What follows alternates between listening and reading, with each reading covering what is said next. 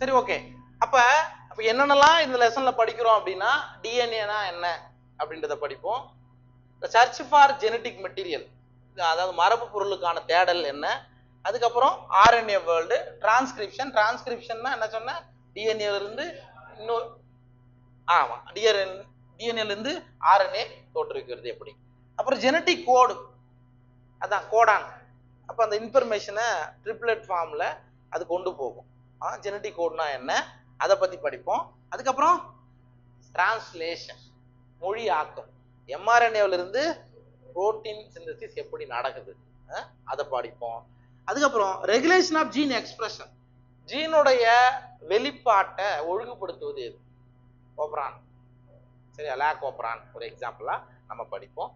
அதுக்கப்புறம் human genome project, மனித மரபணு திட்டம், எப்படி ஹியூமனுடைய ஜீனோமை சீக்வன்ஸ் பண்ணாங்க, அதுக்கு எந்தெந்த அமைப்புலாம் ஹெல்ப் பண்ணியிருக்காங்க, எவ்வளோ ஃபண்டு யார் யாரெல்லாம் கொடுத்துருக்காங்க, அதெல்லாம் பற்றி படிப்போம். அண்ட் ஃபைனலாக டிஎன்ஏ ஃபிங்கர் பிரிண்டிங்கை பற்றி படிப்போம். டிஎன்ஏ ரேகை தொழில்நுட்பம், சரி, டிஎன்ஏ ஃபிங்கர் பிரிண்டிங் எப்படி அப்பாவுக்கும் பையனுக்கும் எப்படி ஒத்து போகுது, அல்லது ஏதாவது ஒரு விக்டிம் நடக்குது, அப்போ அந்த இடத்துல யார் குற்றவாளி அப்படின்றத கண்டுபிடிக்கிறதுக்கு டிஎன்ஏ ஃபிங்கர் பிரிண்டிங்கு, இதையும் நம்ம இந்த லெசனில் படிப்போம். சரிங்களா, கிட்டத்தட்ட ஒரு பெரிய லெசன் தான் இது, நிறைய கொஸ்டின்ஸ் வரக்கூடிய லெசன், அது ஞாபகம் வச்சுக்கோ. பார்க்கலாம். அப்போ இதில் இன்ட்ரோடக்ஷன் பார்ட் நம்ம இன்னைக்கு பார்க்கலாம். In the previous chapter, you have learned the inheritance patterns and the genetic basis of such patterns.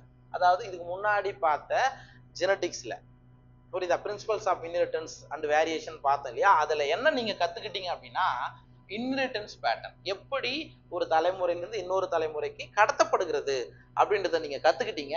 அதுக்கப்புறம் அந்த அப்படி போச்சு இல்ல, இதுல இருந்து அதுக்கு போகுது இல்லையா, அதுக்கு என்ன அடிப்படை அப்படின்றத நீங்க போன லெசன்ல படிச்சிருக்கீங்க.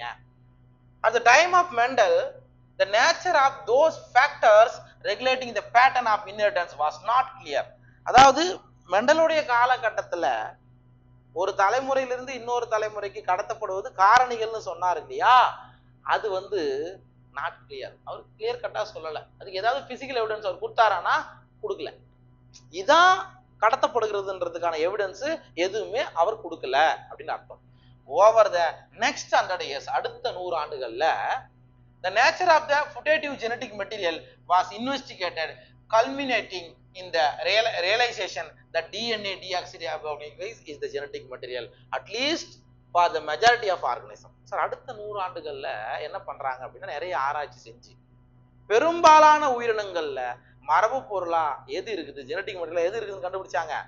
டிஎன்ஏ தான் ஜெனடிக் மெட்டீரியலா ஆக்ட் ஆகுது பெரும்பாலான உயிரினங்கள்ல. ஒரு சில வைரஸ்கள்ல பண்ணா ஆர்என்ஏ ஜெனடிக் மெட்டீரியலா இருக்கும், ஆனா மெஜாரிட்டி ஆஃப் த ஆர்கனிசத்துல டிஎன்ஏ தான் ஜெனடிக் மெட்டீரியலா இருக்கு அப்படின்றத கண்டுபிடிச்சாங்க. In class 11th you have learned that nucleic acids are polymers of nucleotide. அதாவது நீங்க 11thல ஆல்ரெடி படிச்சிட்டீங்க. நியூக்ளிக் ஆசிட் அதாவது டிஎன்ஏவோ ஆர்என்ஏவோ படிக்கிறோம், அது எதோடைய பாலிமர்னு சொல்றாங்க, நியூக்ளியோடைடுகளுடைய பாலிமர். கரெக்டா? அப்ப டிஎன்ஏவோ ஆர்என்ஏவோ எதால் ஆனது, பல நியூக்ளியோடைடுகளால் ஆனது அப்படின்றத நீங்க படிச்சிருப்பீங்க. ஓகேவா? அதுக்கடுத்தது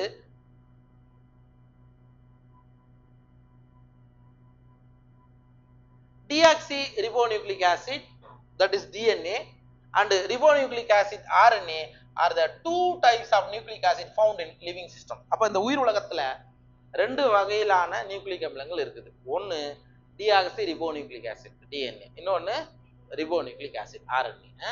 DNA act as the genetic material in most of the organism. இதுதான் முக்கியம். பெரும்பாலான உயிரினங்கள்ல DNA மரபு பொருளாக திகழ்கிறது. RNA though it also acts as a genetic material in some viruses.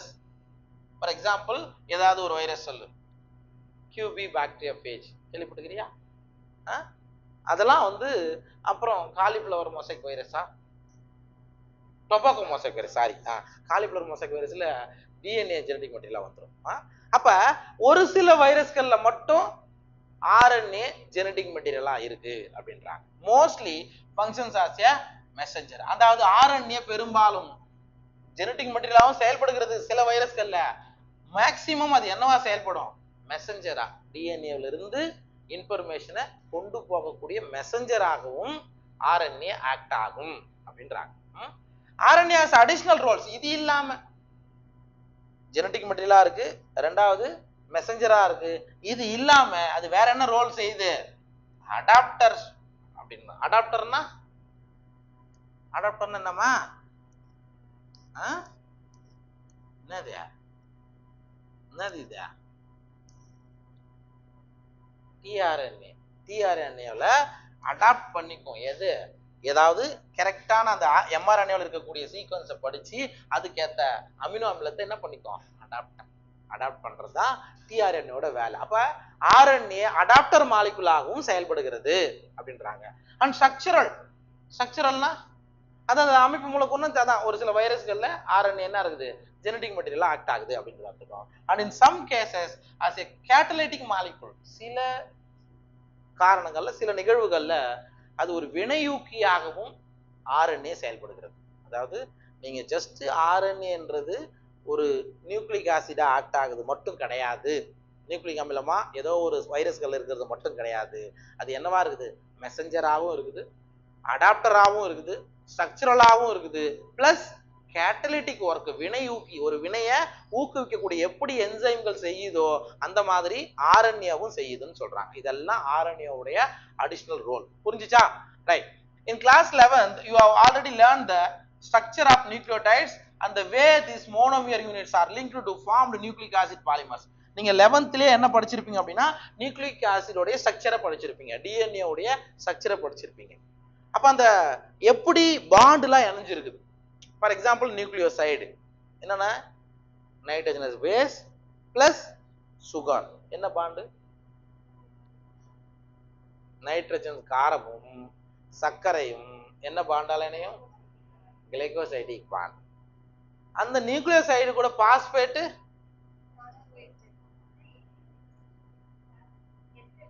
பாஸ்போஎஸ்டர் bond. சரியா? ரெண்டு நியூக்ளியோடைடு இணையும் போது தான் பாஸ்போ டைஎஸ்டர் பாண்ட். புரியுதா? அப்புறம் நைட்ரஜன் பேஸுக்கு இடையே ஹைட்ரஜன் பாண்டு. இதெல்லாம் நீங்க ஆல்ரெடி 11thலயே படிச்சிருக்கீங்க. அப்ப நிறைய மோனோமர், நிறைய நியூக்ளியோடைடுகள் சேர்ந்தது தான் ஒரு நீண்ட ஒரு பெரிய பாலி நியூக்ளியோடைடை ஃபார்ம் பண்ணுது அப்படின்னு சொல்றாங்க. In this chapter we are going to discuss the structure of DNA. இந்த சாப்டர்ல நம்ம எதை பத்தி படிக்க போறோம் அப்படின்னா டிஎன்ஏ உடைய ஸ்ட்ரக்சரை படிக்க போறீங்க.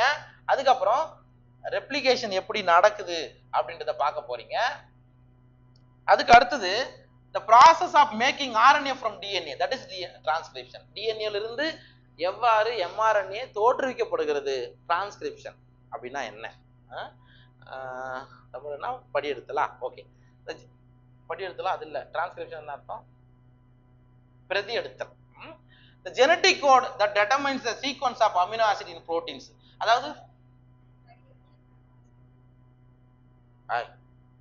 படி எடுத்தல் மொழியாக்கம்லாம் அதுல போயிடும். டிரான்ஸ்கிரிப்ஷன் கரெக்ட் தான், டிரான்ஸ்கிரிப்ஷன் படி எடுத்தல் தான். ஓகே, வேணாம், அதான் இங்கிலீஷ்லயே வச்சுக்கோ.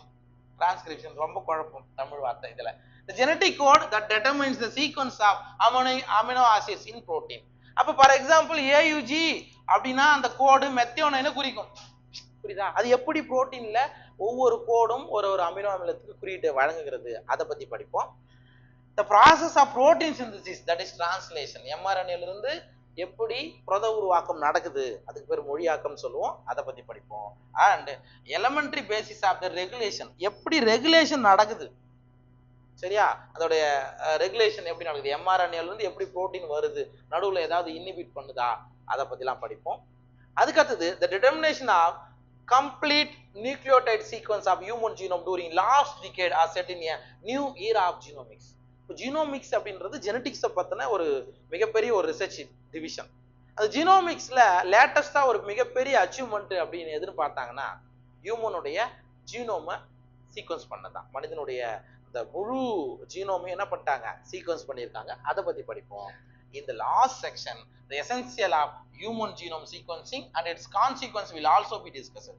இந்த இறுதியில ஹியூமன் ஜீனோம் சீக்வன்ஸ் பண்ணீங்க இல்லையா, அதனுடைய முக்கியத்துவம் என்ன, அதையும் நம்ம டிஸ்கஸ் பண்ண போறோம்.